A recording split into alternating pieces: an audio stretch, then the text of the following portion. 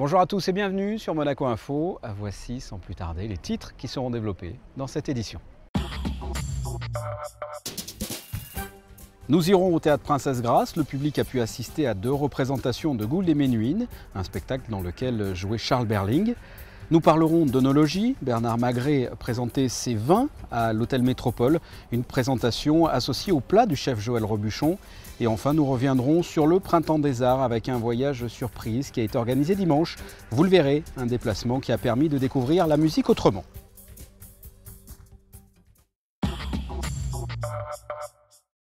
Et on débute ce journal bien sûr avec des images du bal de la Rose, bal qui s'est déroulé samedi soir dans la salle des Étoiles, avec évidemment la famille princière, entourée de nombreuses personnalités, vous le voyez.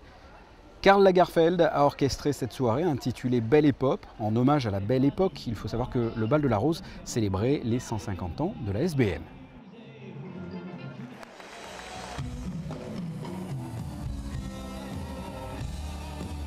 Et pendant ce temps, du côté du Palais Princier, toutes les lumières s'éteignaient pour la bonne cause à l'occasion de la 6e édition d'Earth Hour.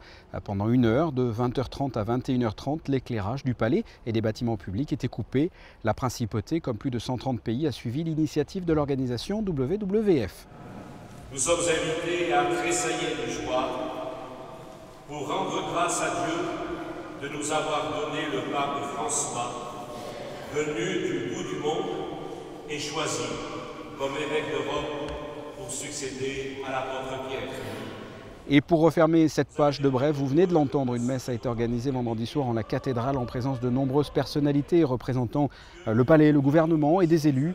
Une messe en l'honneur du nouveau Saint-Père, le pape François Ier.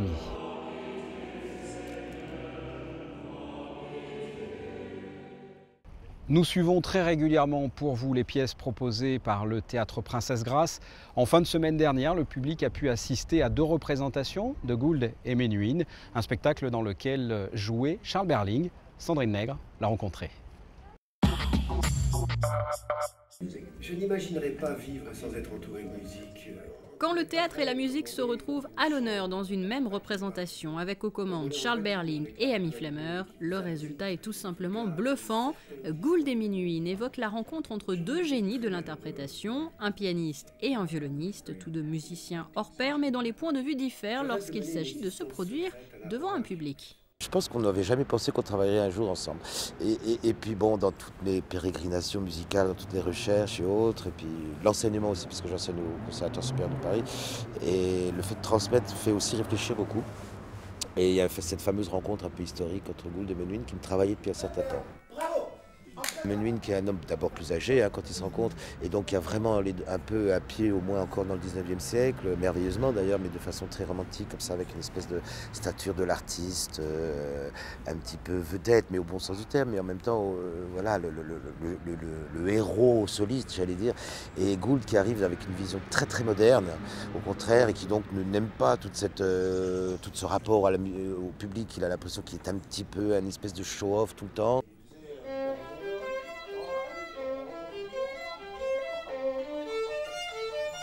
Donc ça nous intéressait avec Ami de développer un spectacle en plus où on peut mêler justement le théâtre et la musique, puisque Ami Flammer est un violoniste, mais il a toujours beaucoup aimé le théâtre, et donc ça fait longtemps qu'on en parle. Et de faire un projet qui réunisse comme ça, de façon aussi étroite, la musique et le théâtre, c'était ça notre projet, parce que j'aime beaucoup la musique, mais comme un néophyte, n'est-ce pas? C'est-à-dire je ne suis pas du tout un spécialiste de la musique, mais je trouve que en plus, à travers ces 2 grands interprètes, il y avait matière à parler de façon joyeuse, ludique et intéressante pour tous les publics de la musique. Et si les 2 personnages principaux de cette pièce sont des hommes, les femmes ne sont pas pour autant oubliées, comme le confirme la présence de cette jeune comédienne. Je joue mon propre rôle, je joue Aurélie, qui on a demandé de venir participer au spectacle. Donc j'arrive en proposant de jouer une chanson de Petula Clark, et puis on me dit oui, plus tard. Alors, d'abord, vous allez participer aux interviews de Gould par Gould, donc c'est Gould qui s'interviewe lui-même. Alors je fais le double de Gould, et puis après je fais la femme de Yehudi Menuhin, Diana. Et donc je passe de l'un à l'autre. 2 représentations de Gould et Menuhin ont été proposées au Théâtre Princesse Grace, 2 représentations qui s'inscrivaient donc dans la programmation 2013, mais avec une petite particularité, puisque Gould et Menuhin est une coproduction Théâtre Liberté de Toulon et Théâtre Princesse Grace. Nous, au Théâtre Liberté à Toulon, on essaye justement de montrer que le théâtre de création dans le sud de la France, disons, peut avoir un niveau, disons, européen. Et du coup, on s'est trouvé pour mener à bien ce projet ensemble. Prochaine pièce à découvrir au Théâtre Princesse Grace, l'affaire Dussert, les 4 et 5 avril. On reste au Théâtre Princesse Grace à l'occasion de la Journée mondiale du théâtre. Le TPG accueille mercredi 21h 6 compagnies de la Principauté. Au programme, 6 pièces différentes allant de Sacha Guitry à Georges Feydeau, en passant par des créations plus récentes. Vous avez le détail et les coordonnées qui se sont affichées sur votre écran. Parlons gastronomie à présent et plus particulièrement d'œnologie. Bernard Magret a présenté ses vins à l'hôtel Métropole. Une présentation associée au plat du chef Joël Robuchon. Retour sur cette dégustation avec Émilie Rousseau. Entre Joël Robuchon et Bernard Magret, il existe une belle histoire d'amitié. Elle se traduit aussi bien dans la vie privée que dans la vie professionnelle. Le propriétaire de vignoble est un véritable ambassadeur des vins français dans le monde. Il est d'ailleurs présent dans les cartes des restaurants de Joël Robuchon au Japon, aux États-Unis ou ici, en Principauté.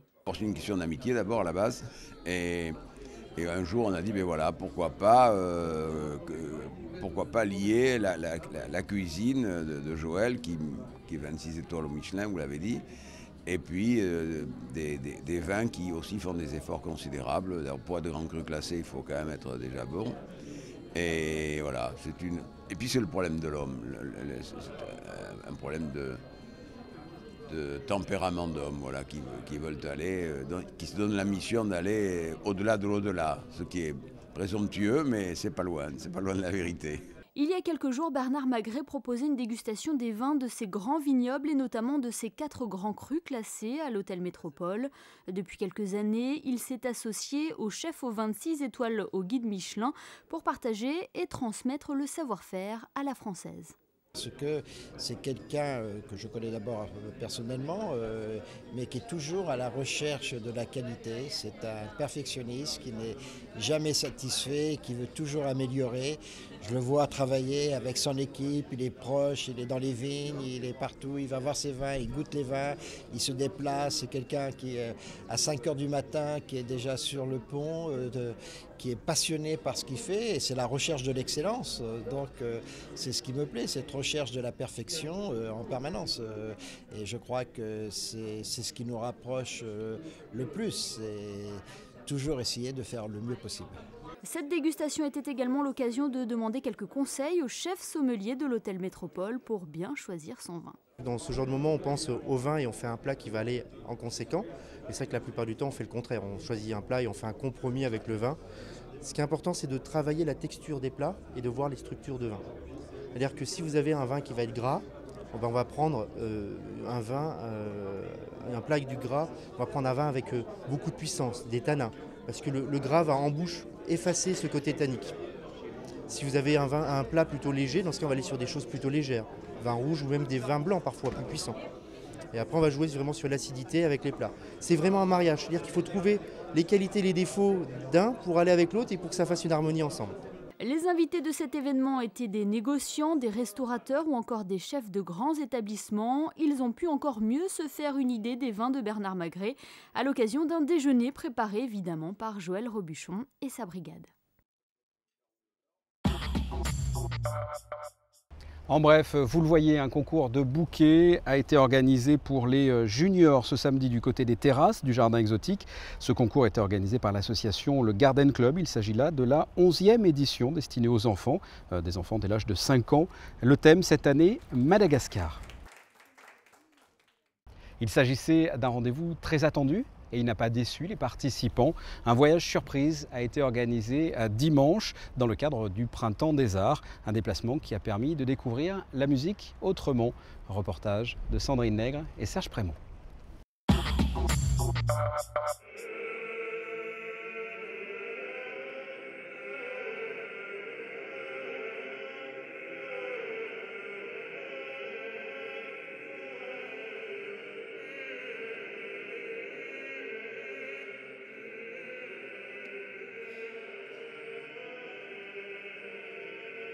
Ce n'était pas un temps printanier qui attendait les mélomanes qui avaient décidé de participer au voyage surprise organisé dans le cadre du Printemps des Arts, mais la pluie n'a pas pour autant perturbé le programme de la journée, et pour cause, le premier concert avait lieu en intérieur, ici au cœur de l'église Sainte-Jeanne d'Arc de Nice. Au fil des années, le voyage surprise s'est forgé une solide réputation de voyage étonnant, et cette année, il l'était encore grâce notamment à cet ensemble Diabolus in Musica, une équipe passionnée par les musiques fascinantes du Moyen-Âge. On part quelque part et on écoute des musiques, très variées d'ailleurs, et puis on ne sait pas où on va. Donc on ne sait pas ce qu'on va entendre, on ne sait pas où on va. Donc voilà, alors ce voyage-là, vous avez compris, il y a une première partie qui a été une musique du XIIIe siècle dans une église absolument étonnante, qui est l'église Jeanne d'Arc à Nice, parce que je trouve cette architecture des années 25 extraordinaire. Ça sonnait très bien en plus pour les voix a cappella comme ça. Après, on a divisé les groupes en deux. Il y a un groupe qui est déjà arrivé dans l'église, qui n'a pas assisté donc à la deuxième partie, qui est une création, qui est une commande du Printemps des Arts, avec Gaëtan Morlotti comme danseur, des ballets de Monte-Carlo. Direction donc l'arrière-pays Puget-Théniers pour le premier groupe et directement Entrevaux pour le second. Entrevaux, un lieu chargé d'histoire, connu pour être situé sur un éperon rocheux avec ses ruelles tortueuses et ses échoppes. Pour entrer dans une atmosphère encore plus insolite, le transport des mélomanes n'avait pas été choisi au hasard, puisqu'il s'agissait du train d'Épines. Alors les participants ont-ils été surpris? Les réponses sont sans appel. Oui, tout à fait. Ça m'a permis de découvrir l'église de Jeanne d'Arc à Nice que je ne connaissais pas, avec un concert de chant polyphénique absolument exceptionnel. Et là maintenant, je me retrouve à découvrir la cathédrale d'Entrevaux. Alors c'est vrai que c'est vraiment un voyage un peu hors du temps, on peut le dire, c'est vrai. Est-ce que vous étiez à bord du train? Qu'avez-vous aussi pensé de ce moyen de transport? C'est très bien de faire découvrir le train d'Épines. On en parlait justement avec des amis dans le car. Et on était super contents de pouvoir le prendre. C'était vraiment la surprise. Une des nombreuses surprises de ce voyage. C'est magnifique, c'est très bien organisé, c'est splendide. Je viens presque tous les ans et c'est toujours un plaisir renouvelé. Et c'est un concert d'orgue qui les attendait ici à Entrevaux dans la cathédrale Notre-Dame de l'Assomption, concert donné par Mira Principiano, fondatrice des Journées de l'Orgue. C'est un programme de musique de l'Europe du fin 17e, début 18e siècle. Et donc j'ai choisi des pièces, il y a 2 pièces de Frescobaldi, un compositeur italien très connu de l'époque baroque. Ensuite il y a du Cabezón, compositeur espagnol, du Swilling, compositeur hollandais. Un autre compositeur italien, Salvatore, et je termine avec un grand compositeur français, Louis Couperin.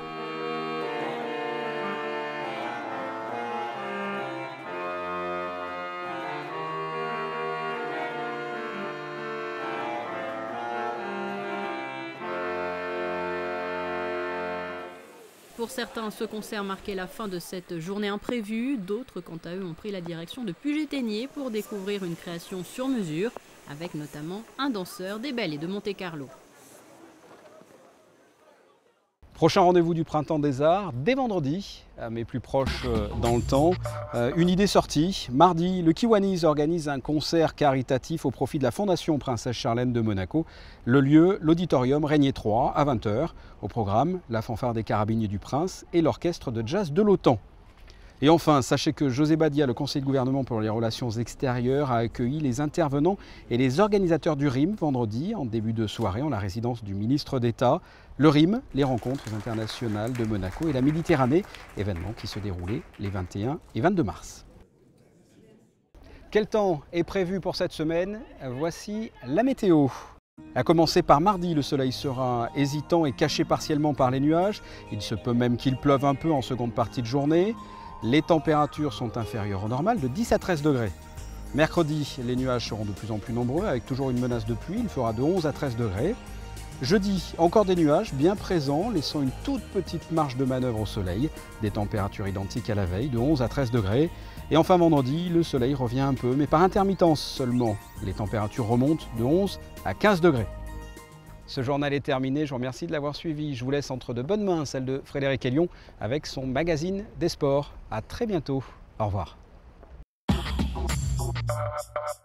Bonjour à tous, ravi de vous retrouver sur Monaco Info pour une nouvelle édition de votre journal des sports.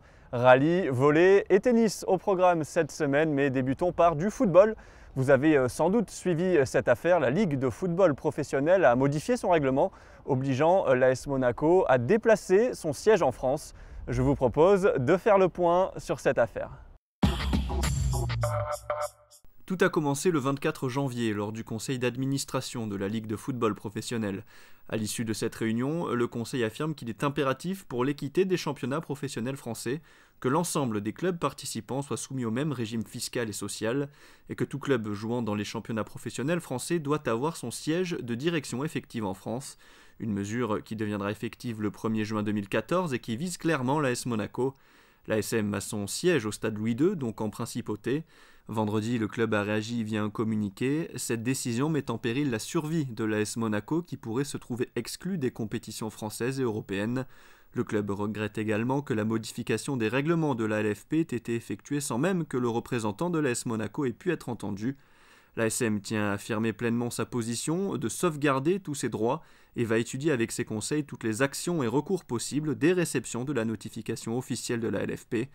Vendredi, le gouvernement princier a également apporté son soutien au club via un communiqué, affirmant que de nombreux joueurs talentueux qui ont porté avec fierté le maillot de l'équipe de France ont été formés à l'AS Monaco.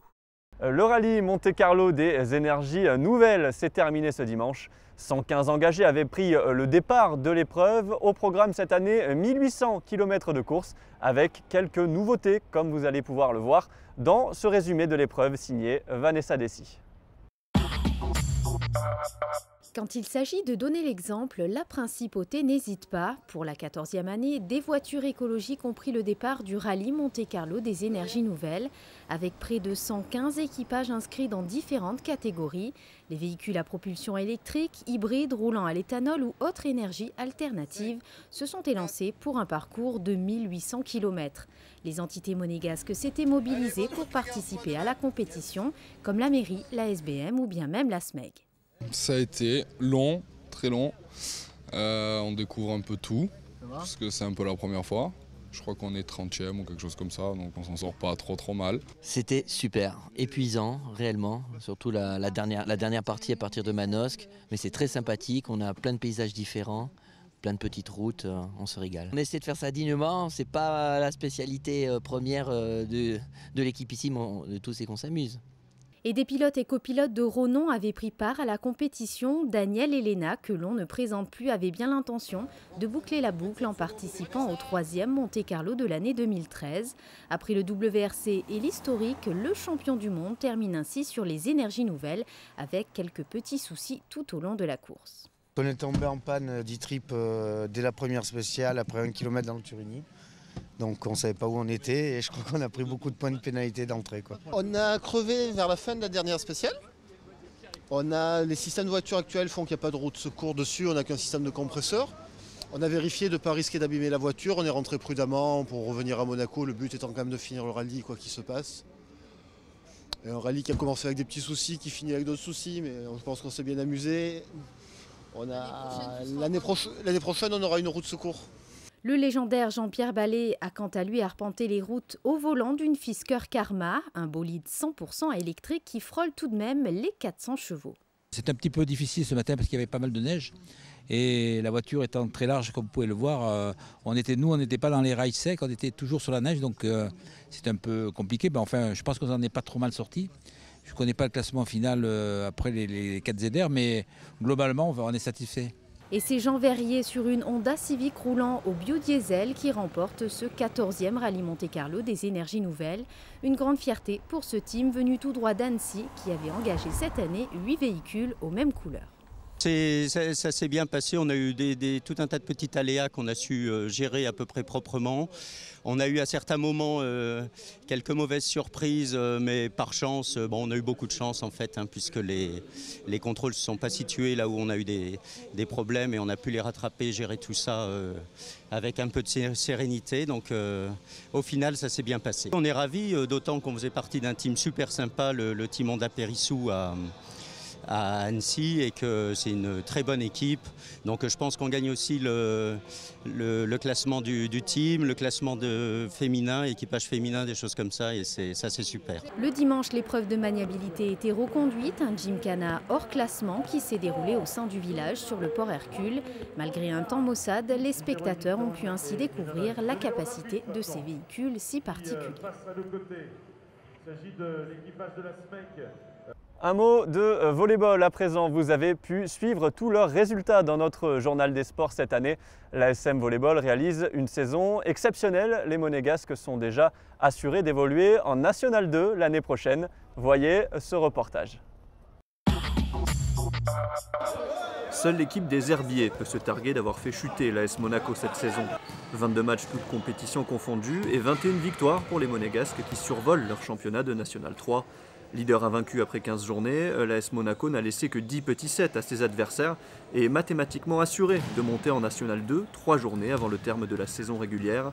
Une saison quasi parfaite pour les hommes du président Palmaro qui ont échoué de justesse en demi-finale de la Coupe de France amateur. C'est une saison exceptionnelle, on n'a pas attendu ça, mais quand on a commencé à jouer comme on joue très bien, j'ai pensé que ça peut nous arriver. Mais maintenant il nous reste encore 3 matchs à faire.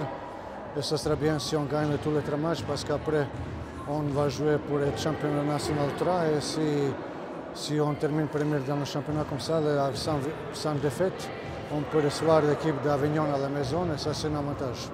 Avant de débuter les phases finales de ce championnat de National 3 avec un match contre Avignon, autre équipe invaincue, l'ASM va tenter de garder jusqu'au bout son invincibilité.